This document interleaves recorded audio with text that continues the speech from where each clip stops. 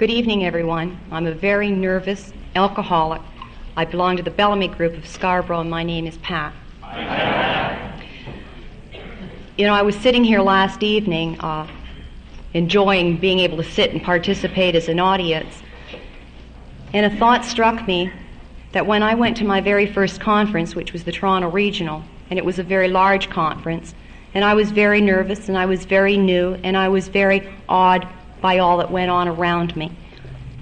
And the thing that impressed me the most was that 4,000 people stood up together in one room, held hands, and said the Lord's Prayer. And that haunted me. It filled me with such an emotion that I couldn't describe. And to this day, it still does that. Last night in this very room, this morning, this afternoon, when we stood up and held hands, and the voices raised in the Lord's Prayer, has such an impact on me and causes a great deal of emotion within me. Because I don't know about you, but I had never been in such a large crowd where the voices were raised in the Lord's Prayer. And we all had that common bond between us. We come from different backgrounds, we drank differently, we had different friends, but the common bond is that we're alcoholics and we share this wonderful fellowship together. And every time I hear that, that same emotion overcomes me, and I hope it will remain with me forever. About 2 months ago, I was asked to participate in this, and I was very busy with another event in my life at the time, and I said, "Oh, all right, what an honor." And I didn't really have very much time to think about it. And as time went on, I thought, what have I done?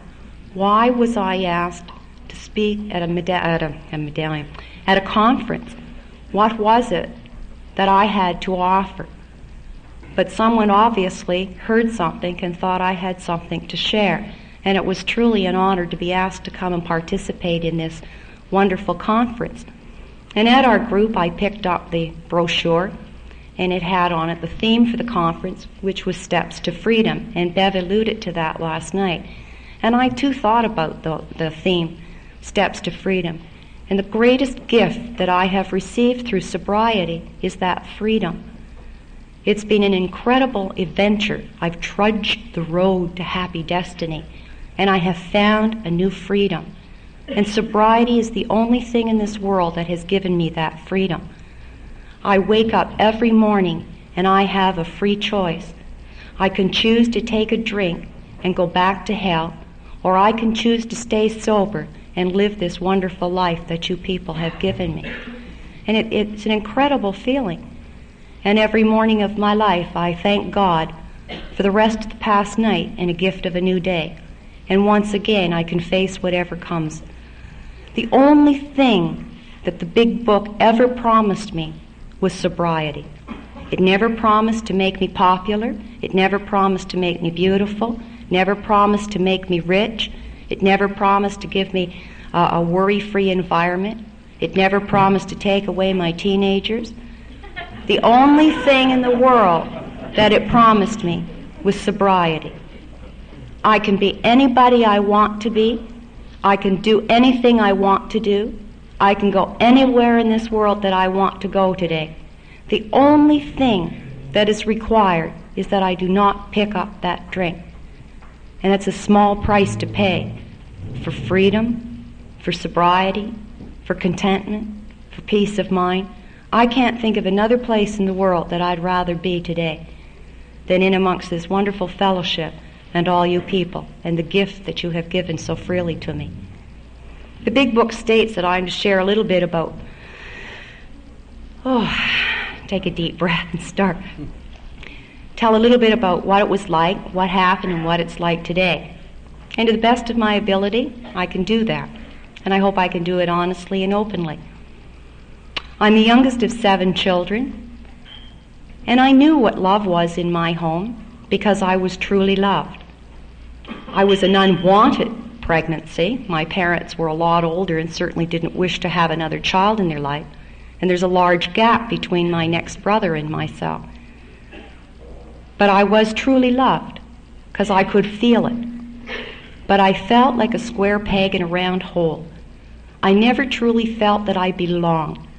For years in that family, I was thoroughly convinced that I was my eldest sister's illegitimate child, and that my parents were really my grandparents.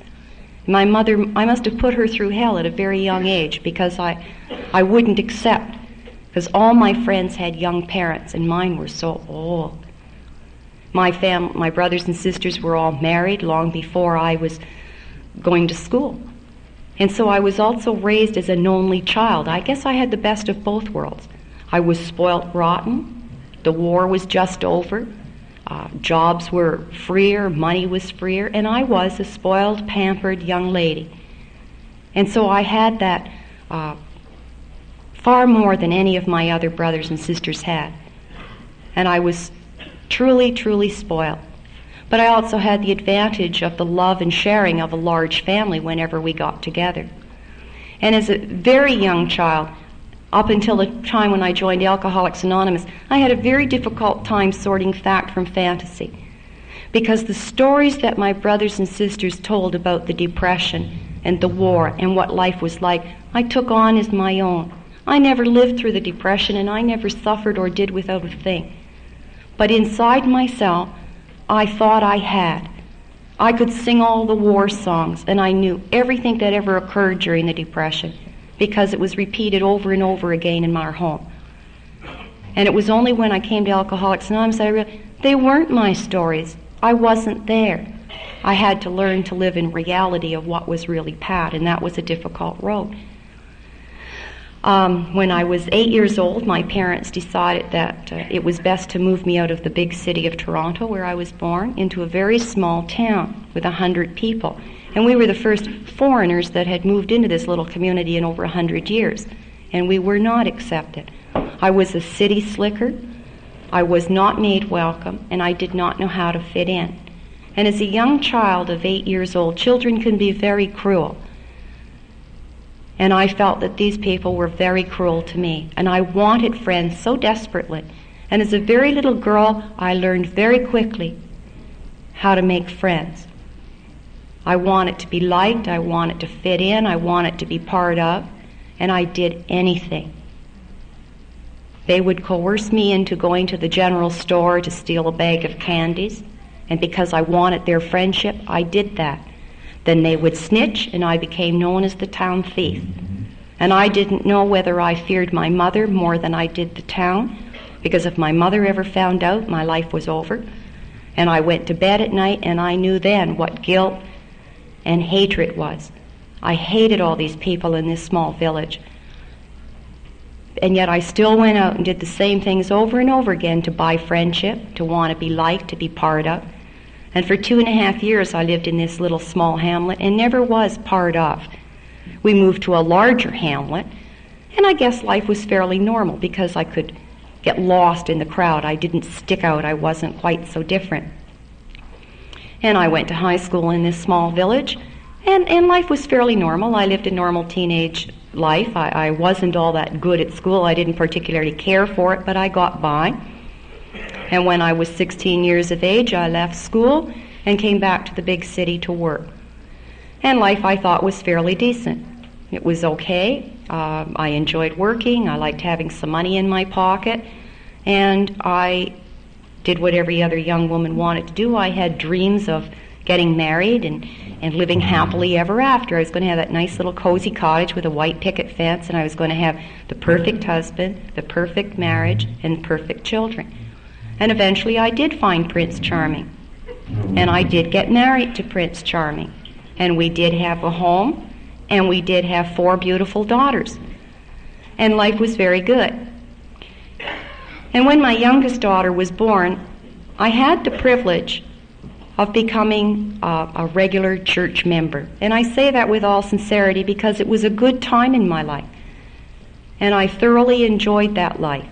We were what was known as a Christian family in the community. We were very actively involved in our church.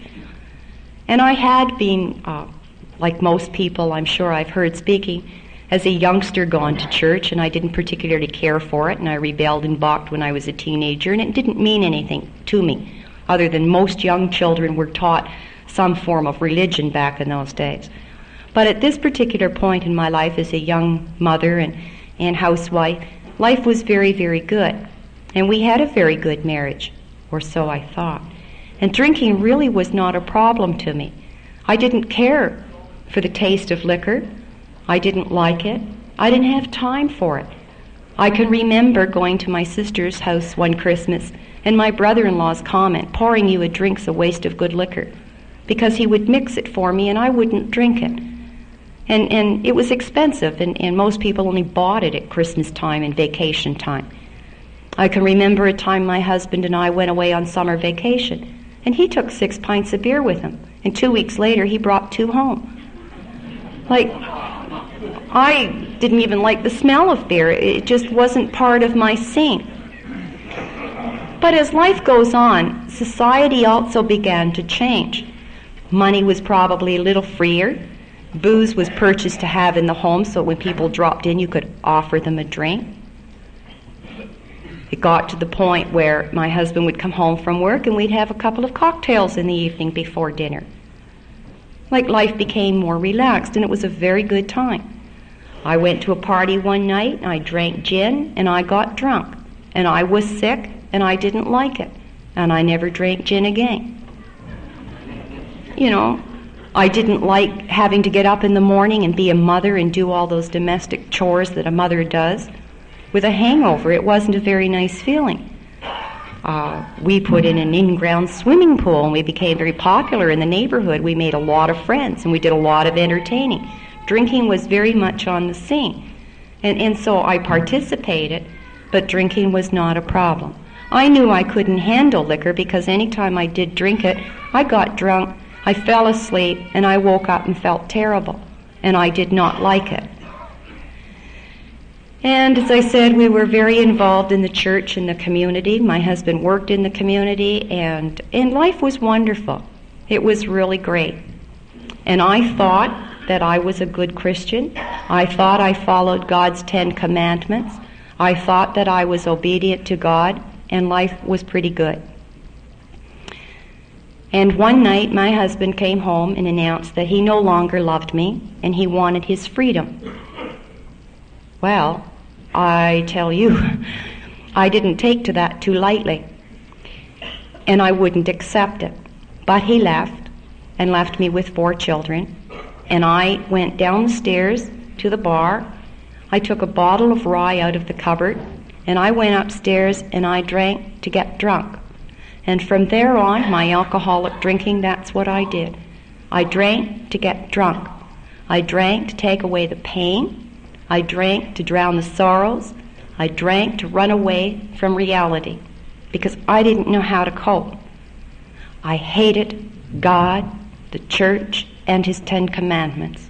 I could not understand how he could allow that to happen to me. After all, we had been good Christian family.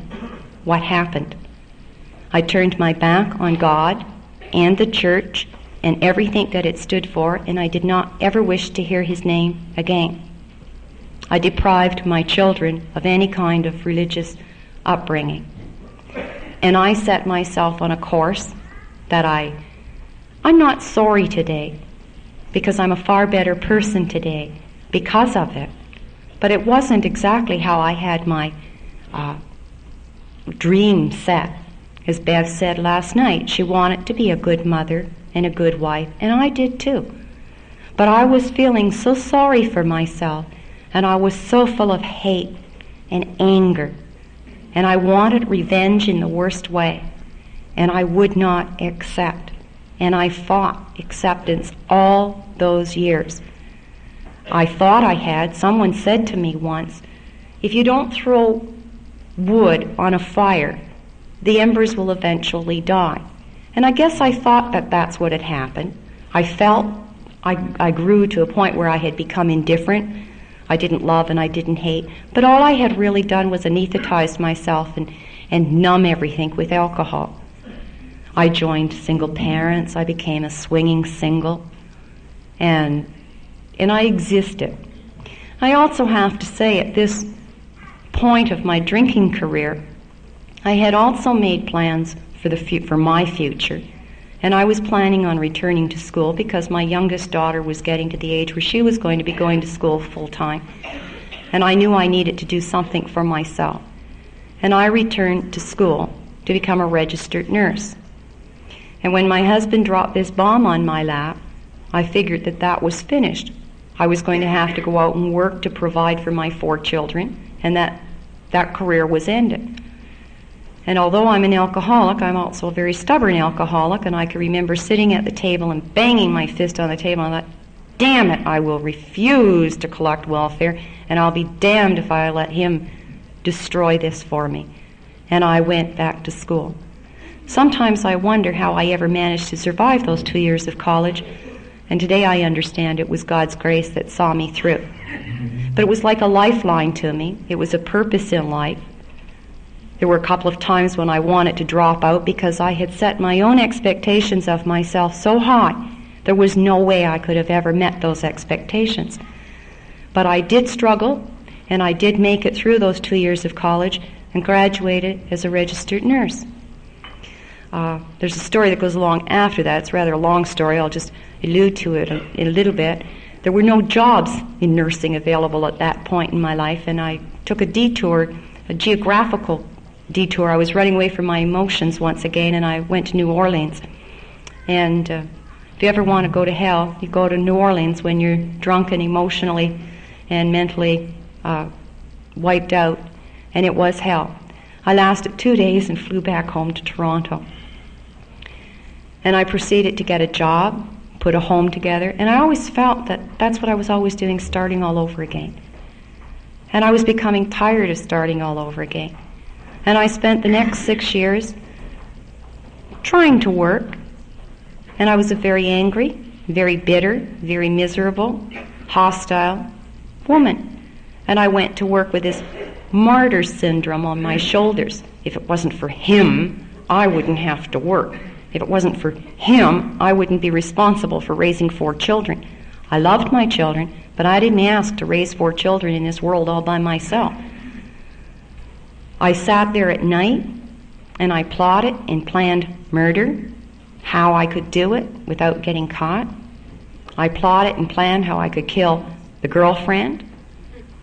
Prior to going into nursing, let me backtrack a little here, I've lost my train of thought.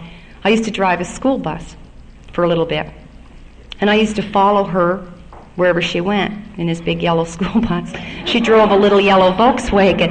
And if she ever stopped and got out and faced me, I don't know what I would have ever done. But I thought I was, and I all the time I'm doing it, I'm plotting how I could, run over her little Volkswagen with my big school bus. Thank God I never did that. But Bert mentioned this afternoon that the worst enemy he ever had was between his 2 ears, and I have to agree with that because my mind was my worst enemy. It put me through hell because I would go to bed at night drunk, and I would lay there and paint all these marvelous things that I was going to do.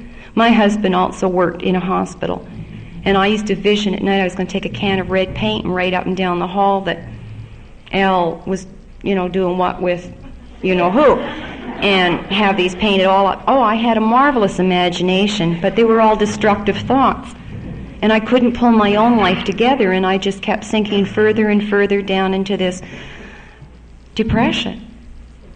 And I would go to work, and people would say, Pat, why are you so angry? I'm not angry. And they would look, oh, okay, Pat, fine. I got a job at Scarborough Centenary Hospital. I work in labor and delivery, and I enjoyed it. But it got to the point that on weekends, it was a nice, hot, sunny day, and I thought I could handle a couple of pints of beer. I got to like the stuff quite well. It didn't matter what it was. And I had a fair capacity. And I would have to show up to work on the midnight shift, and I was scared. I learned how to connive. I learned how to manipulate. When it came time to give drugs out to anybody, I found someone else to do it for me with some excuse, because inside I was petrified to give those drugs in case I gave the wrong stuff to the wrong patient at the wrong time. And I didn't want to go to jail for that criminal offense. I was afraid to make judgments. I was afraid to make decisions. I lived in constant fear. Then the sick days started. Piss on them. Who cares? I don't care. And one day would turn into 2 days, and may as well take the whole week off and enjoy it. And drinking became my sole companion. I had sunk so low into bitterness, hate, fear, anger, and I had myself convinced that I didn't care anymore. And I didn't know that I was just burying it all deeper and deeper inside. I cannot stand up here and say that I did not know about Alcoholics Anonymous, because I have 2 brothers and a sister, and together they have some 66 years of sobriety between them. So I knew all about Alcoholics Anonymous, and I knew how wonderful you people were. You sobered up my 2 sick brothers and my sick sister, and you were wonderful. But I wasn't an alcoholic, and therefore you weren't going to be of any use to me. My sister, I was probably the longest, hardest 12-step call that she ever made. And you know, she did it with loving care. She never once told me that I was an alcoholic. She never once told me that I needed the program of AA. But she would sit across from me and say, "Gee, Pat, do you think maybe drinking is your problem?" And I would bang the fist on the table and say, "If only he, if only she, if only they, if only it." It was all, everybody, everything, every place else's fault but mine. It was everyone else that hurt me. It was everyone else that were out to get me. I had absolutely no part in any of it. I was as innocent and pure as the new-driven snow. And she was always there. When my children were upset, they phoned her, and she came. And she asked me one night if I'd go to a meeting with her. And I went, and I thought it was wonderful. I thought you people were terrific. But I still couldn't get it through my thick head that I had a drinking problem. I could control it. I had controlled everything so far along the line. And I went back home to my own house, and as miserable and angry and lonely and depressed. And I still could not see the fact that drinking was a problem. It was my companion and my friend. And I drank continuously. Eventually, I got to the point where I was getting to think that maybe drinking was a problem. And I thought that maybe I better do something about it. As I said, I had joined a singles club, and I had become a swinging single. And like that country and western song, I went looking for love in all the wrong places. When my husband left, I pictured myself as fat, old, useless, the mother of 4 young children, and who would want that? I had absolutely no self-worth. I had absolutely no self-pride. So I figured I had absolutely nothing to lose. And I did not like the person I had become. I wasn't really a swinging single, and I pretended that I was. I wanted to be in on the fun and the party. And I woke every morning with the same thing, crying, feeling sorry for myself. What have I done? Why have I done it? I would drive home from work at night, arguing, I do not need a drink, I can prove it. And before I had my coat hung up, I had the fridge open and a cold beer open. And once that first one went down, the feeling of, who cares, it's all right, and off I would go again. And eventually one night, something happened to me, and I decided that maybe I really did need AA. And I went to a meeting, and I liked the smiling faces and the bright eyes, and I liked what you people had to say. And I thought, just maybe. And I went and joined that group and put my name down. And I heard a lot of good things that night. Get a sponsor, women get women sponsors, men get men sponsors, join a group and get active. There was no way in hell I was getting any woman sponsor, let me tell you. I worked with women all day long. I had 4 daughters, and there was no way I was going to tell any woman what I had been up to over the last few years of my life. Join a group, I put my name down, and that's exactly what I did. I went to 1 or 2 meetings a week, I think, probably 1. And I sat in a chair and I said, "Hi, I'm an alcoholic, and my name's Pat," and not for one moment did I believe it. I mouthed the words because I wanted to belong. And for 4 months I went to those meetings. And for 4 months I said, "Hi, I'm an alcoholic and my name is Pat." And I never believed one word of it. I could not accept the fact that inside of me I was an alcoholic. And I listened to the speakers stand up at the front who murdered somebody, who were thrown in jail, who lost their cars, their families, and I didn't do any of those things. I wanted to murder somebody. I wanted to murder a couple of people. And I'd never been arrested for drunk driving. To this day, I do not know why not. My children were still with me. I was still working when I showed up. But I wasn't an alcoholic. I never related to the feelings of fear and anger. I never heard any of that. I just heard about the things you did, and they made nice stories. And 4 months went by, and I was going on summer holidays. I drove up north, the other side, Muskoka. I pitched my tent. I drove right into Bracebridge and picked up a case of beer. I was on holidays. I deserved a drink. How else could you spend your summer holidays without a drink? 2 beer a day. That's all I was going to have. Well, 2-4 was gone that night while I sat around that campfire and very vividly remembered saying, "God, I wish they had a group for potential alcoholics." Some of the things I heard in this room had rubbed off. I knew I drank too much. I knew I wasn't a social drinker. But I still could not accept the fact that I was an alcoholic. I couldn't see it. None of those bad things had happened to me. And I also suffer from a grave character defect called pride. I don't know if any of you are familiar with that one. But mine is way on the right side. And my pride would not allow me to come back to Alcoholics Anonymous because I thought you would all laugh at me and call me a failure, and I couldn't stand that. So I had to suffer for another year. And that last year was hell. I did not go out of my house to drink. I drank in my neurotic spaceship, which is my living room armchair. And I dreamt wonderful, glorious things. And I became more and more unhappy, more and more lonely, more and more afraid.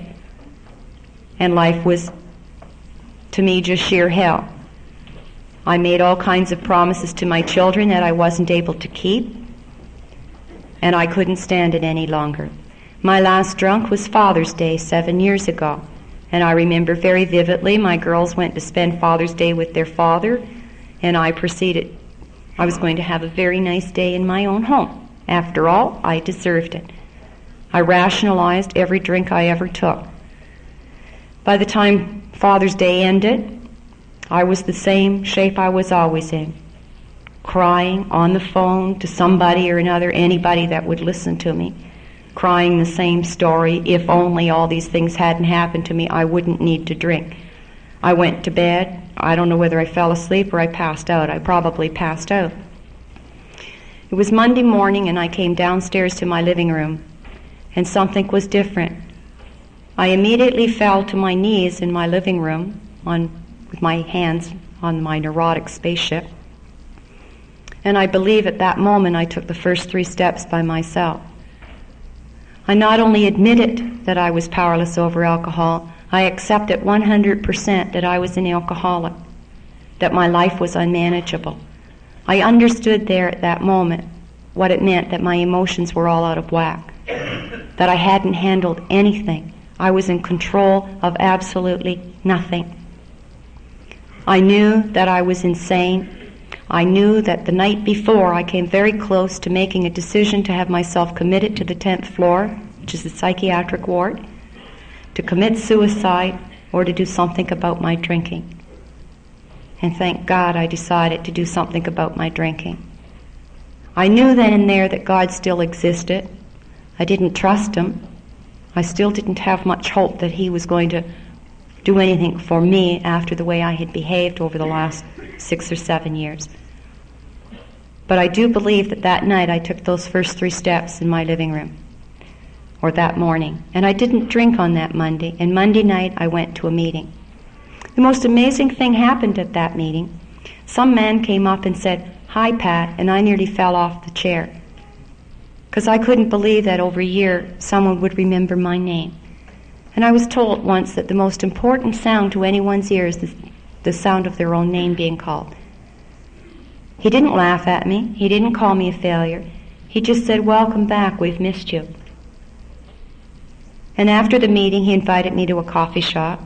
And again I heard those words: get a sponsor, join a group, ask for help in the morning, and give thanks at night. I was untrusting. I was very afraid, but I was afraid not to do those things. And I went to the meeting the Tuesday night, and I went to the coffee shop. And I started to meet people. People gave me their phone numbers, and I asked this gentleman if he'd be my sponsor. And he said, "Well, I'll be your temporary sponsor till you find someone." And I said, "Okay," because I knew if I didn't ask him that night that I probably wouldn't. I'd do the same thing I did before, and I was too afraid not. I didn't really know what a sponsor was. I didn't really know how to stay sober. I just knew that whatever it was here in Alcoholics Anonymous. Talk about trudging the road to happy destiny. Pardon me. I've probably made more mistakes in my sobriety than I ever did in my drinking career. But I happen to be one of those people that I'm a big advocate. When you hear it said, do not, please, for God's sakes, do not make any major decisions in your first year because you're incapable. Do not make any major decisions about finances, marriage, or job changes in that first year. You aren't capable. But the alcohol, it's not only the alcohol that's cunning, baffling, and powerful. I firmly believe that the alcoholic is cunning, baffling, and powerful. At least this alcoholic was. Because this little mind could twist anything that I wanted it to. And I loved the line, "Some are sicker than the others." And I would sit in that chair and think, that's right, you people are all really sick. I'm a little bit sick, but I'm not that sick. I tried very hard to grasp on to relating rather than comparing. And I started to understand about emotions. But I only heard what I really wanted to hear, and everything else I blocked out. I blocked out God. I blocked out anything to do with a higher power. I just wanted to stay sober. And of course, at the same time, I'm still thinking that if somebody would love me, I'd be all right. If someone would take care of me, I'd be all right. And in 3 months, I met someone. And he also was a very sick alcoholic. And because of that meeting, I quit my job. We had made plans to get married, and we were going to move. Now, this was probably the first time that I had really involved my children in anything. And after I was vulnerable. I was very vulnerable, and I was very sick, and I did not know it. And I was literally swept off my feet and carried away. Don't ask me what I was carried away on. It sure as heck wasn't love, but it was something. And I think it was 2 months. I'm not sure. It was Christmas Eve anyhow, so it would be about 2 months after I met this guy that I found out I don't really mean to take his inventory, but I had been conned. And there I was now with no job, 4 children, and the rent due on the 1st of January. Christmas was a total disaster.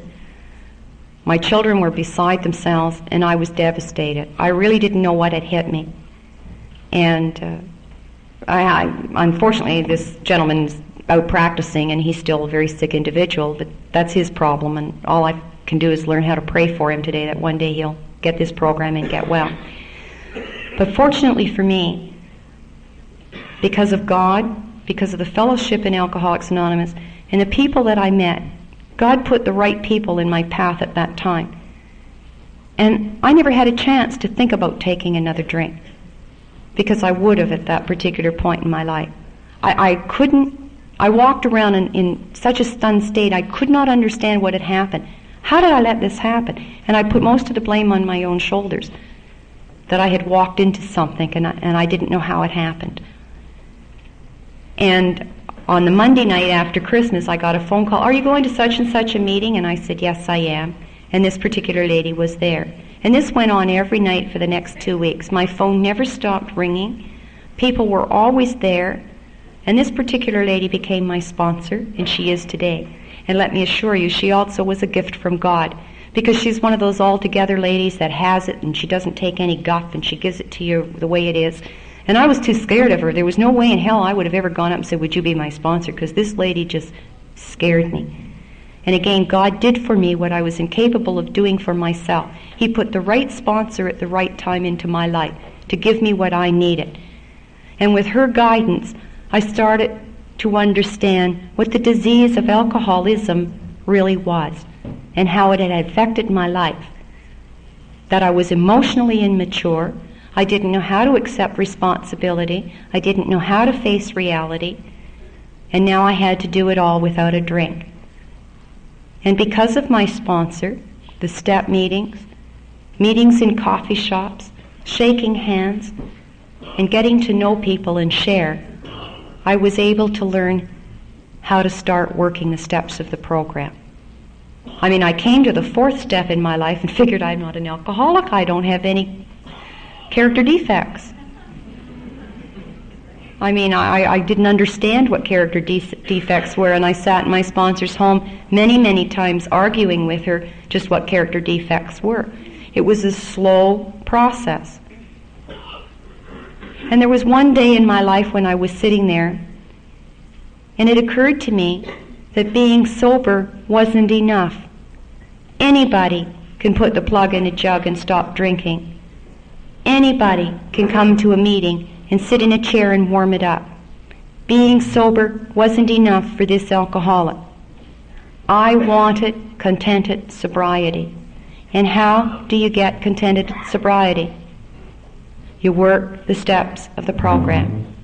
And I really wanted to work the steps of the program. I had to get that honesty, that open-mindedness, and the willingness that was talked about here in this room this morning.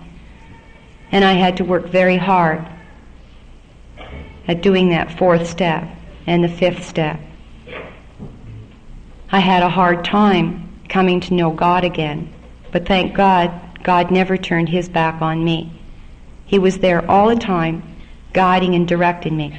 I had this little vision one time that God was lying on his cloud, looking down at me and said, there she goes again, and would pick me up by the scruff of the neck and put me over here where he knew I should be.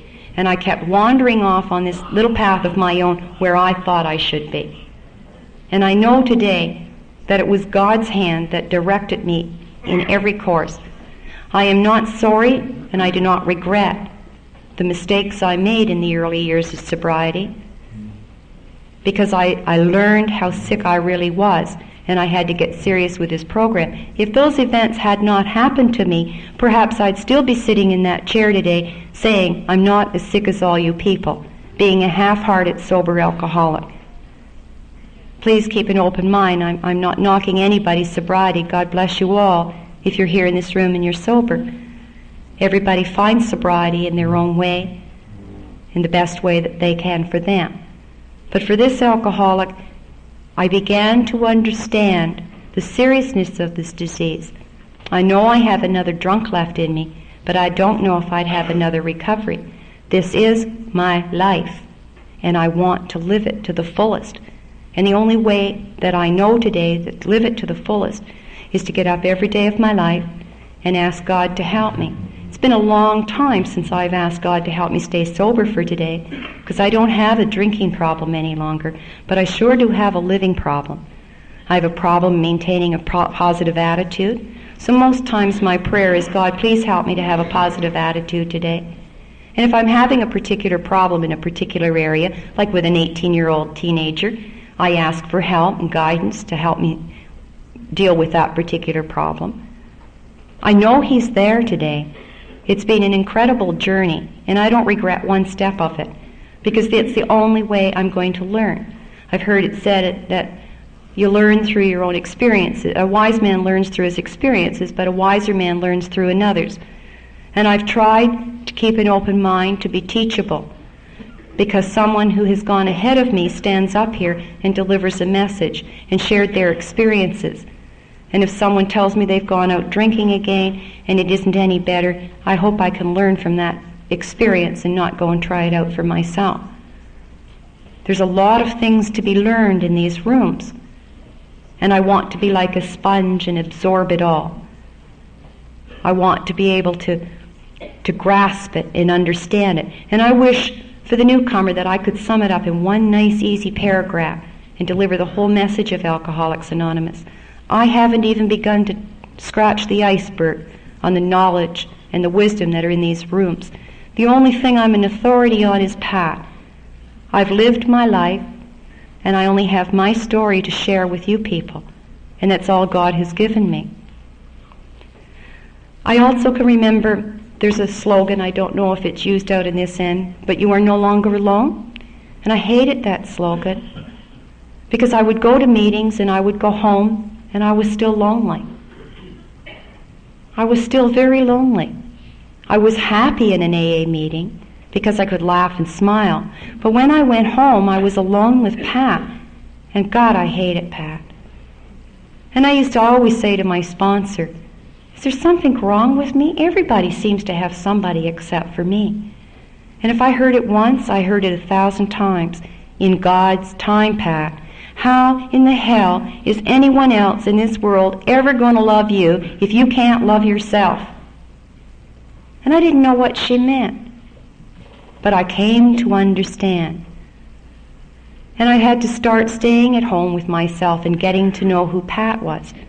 And it was through working the 4th, the 5th, the 6th, the 7th, and the rest of the steps of this program that I began to have some understanding of exactly who Pat was. One of the Toronto conference speakers said that steps 4 and 5 were getting to know yourself, steps 6 and 7 were getting to know God, and steps 9 and 10 were getting to know your fellow man. And as I started to work these steps and I started to get to know myself and open up, I was told umpteen dozen times that I had a solid concrete wall built right around me. And God, don't let anyone come in. I was told that I gave this front, that I was a very independent person and I didn't need anyone. And it was a long time for me to allow those bricks to come down. And I can remember one night sitting in my living room in a comfortable chair this time. It wasn't my neurotic spaceship anymore. And I was very comfortable and I was very happy being alone. But I wasn't lonely.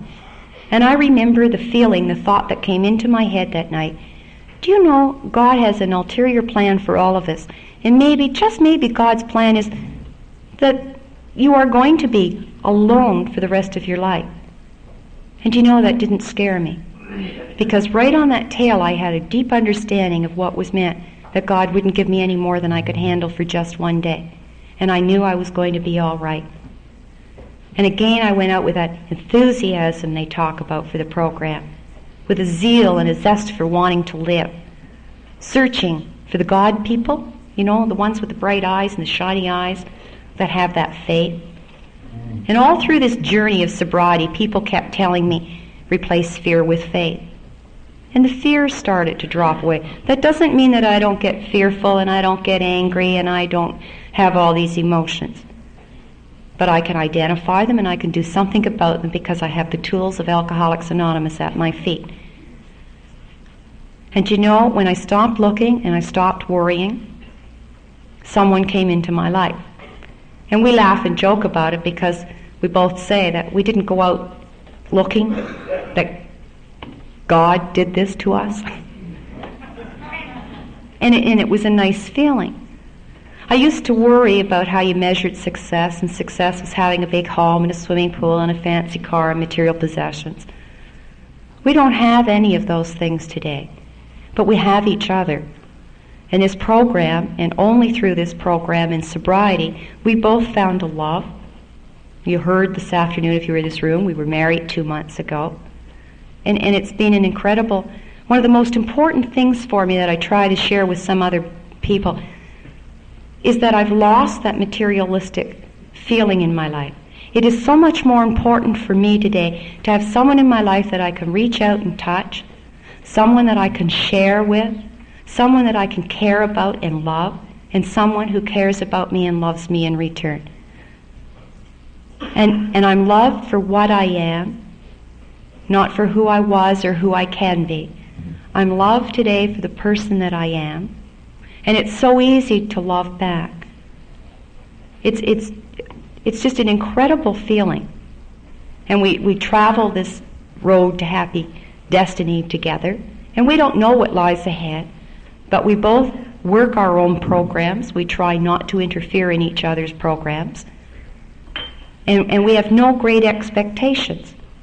And when I don't have any expectations, then I don't have any disappointments. It's been an incredible journey these past 7 years. And you know, I still look forward each day to what lies ahead. It's an excitement. I have fear. Sure, I have fear if I allow my mind to start thinking about what tomorrow may bring. But I know that God's in His heaven, and that He cares about me, and He cares about you. And as long as you people keep coming to Alcoholics Anonymous, and I have a place to go to renew my spirit, to be filled so that I can come home and put my head on my pillow and sleep with peace, contentment, and serenity, then I know that my life is going to be okay. I don't expect anything more than to stay sober as long as I follow the simple rules of getting up in the morning, asking God to help me through the day, talk to my sponsor, go to meetings, and say thank you. All days aren't good, but it's been a sober day, and it's been a good day. And no matter what came along in my life, I didn't need a drink to run away from. I faced it, not perfect, but I faced it and handled it. We also have a slogan that we use quite frequently, but for the grace of God. It took me a long time to understand that grace was a gift, and it was given so freely to me. I refused it. I turned it down and turned the other way, but it was given to me. Why me? We just got news last week of a member in our group that tried it out, couldn't get the program and shot himself. He just couldn't make it. There are so many that come in, go back out, and don't make it back to Alcoholics Anonymous. Why was I given this gift of sobriety and freedom so freely? And all I have to do is to give it away. And I get so much back in return. And one of the things that I pray for every day of my life is that God's grace will maintain my sobriety one day at a time as long as I live. Thank you all very much for listening.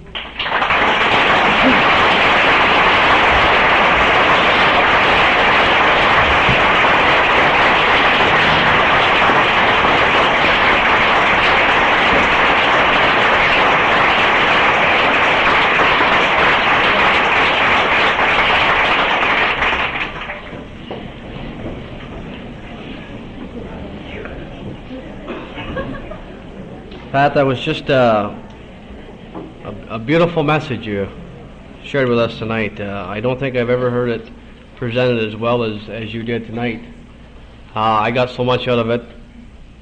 You talked about the hating, the fears you went through, the love, your recovery, and the peace and contentment that you have today in Alcoholics Anonymous. It's just beautiful.